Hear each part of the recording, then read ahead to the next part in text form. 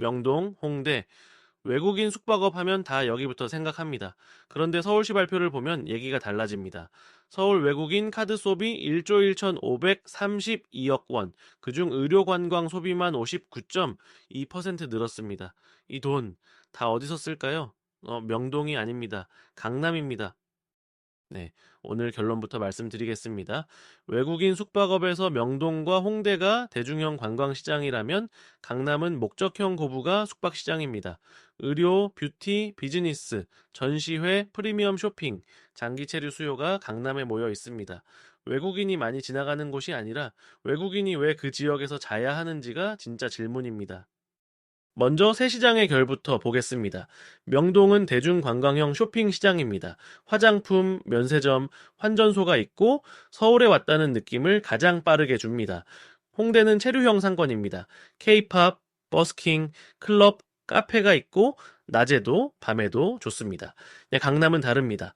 방문율은 상대적으로 낮지만 의료와 뷰티와 비즈니스처럼 목적이 뚜렷한 소비가 몰립니다. 숫자로 보면은 명동이 여전히 강합니다. 서울관광재단의 2023년 조사에서 외국인 방문 지역은 명동이 85.9%로 가장 높았고 홍대가 52.8%, 강남이 45.9% 순이었습니다. 평균 지출 경비는 284만 원으로 조사됐습니다. 명동과 홍대가 확실히 강합니다. 문제는 너무 강하다는 겁니다. 이미 너무 많은 사람이 그 시장을 알고 경쟁도 치열합니다. 여기서 질문이 바뀝니다. 외국인이 많이 지나가는 곳이 중요한 게 아니라 외국인이 왜 그 지역에서 자야 하는지가 더 중요합니다. 명동은 쇼핑하러 갑니다. 홍대는 놀러 갑니다. 그럼 강남은 어떨까요? 2026년 4월 서울시 발표를 보면 답이 나옵니다. 서울 방문 외국인이 156만 명으로 전년 대비 18.8% 늘었고 같은 달 외국인 카드 소비액은 1조 1,532억 원으로 50.5% 증가했습니다. 네, 대형 쇼핑몰 소비는 2,452억 원으로 62.5% 늘었고 의료관광 소비는 1,921억 원으로 59.2%, 뷰티 업종도 35% 증가했습니다. 쇼핑을 넘어 의료, 뷰티, 미식 같은 고부가 경험 소비로 확장되고 있는 겁니다. 강남은 관광지가 아니라 목적지입니다. 피부과 예약이 있어서 신논현에 오고 코엑스 전시회 때문에 삼성역에 오고 압구정과 청담 쇼핑을 하러 오고 테헤란로 미팅 때문에 역삼이나 선릉에 옵니다. 이 사람들은 그냥 지나가는 사람이 아닙니다. 이미 소비할 이유를 가지고 들어오는 사람들입니다. 이런 질문이 나올 수 있습니다. 강남은 관광버스도 없고 캐리어 끄는 외국인도 안 보이는데 숙박업 1순위 후보가 될 수 있나요? 겉모습은 맞습니다. 하지만 소비 데이터는 다르게 말합니다. 강남은 많이 지나가는 사람을 잡는 시장이 아니라 반드시 그 근처에 머물러야 하는 사람을 잡는 시장입니다. 숙박업에서 이 둘은 완전히 다른 시장입니다. 그래서 강남 숙박업은 고객이 다릅니다.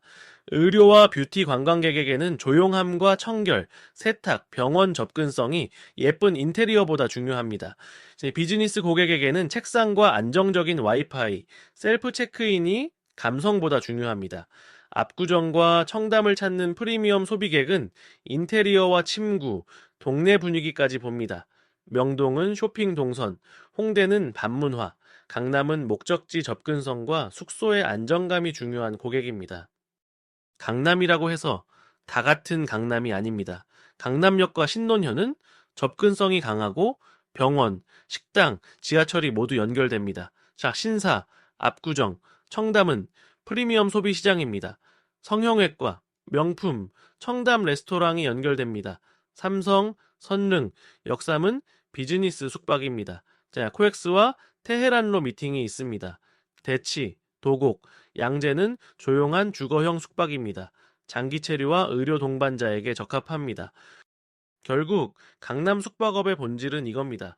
공간을 빌려주는 사업이 아니라 외국인이 강남에서 머무는 동안 겪는 불편을 줄여주는 사업입니다. 자, 물론 강남이 무조건 좋은 건 아닙니다.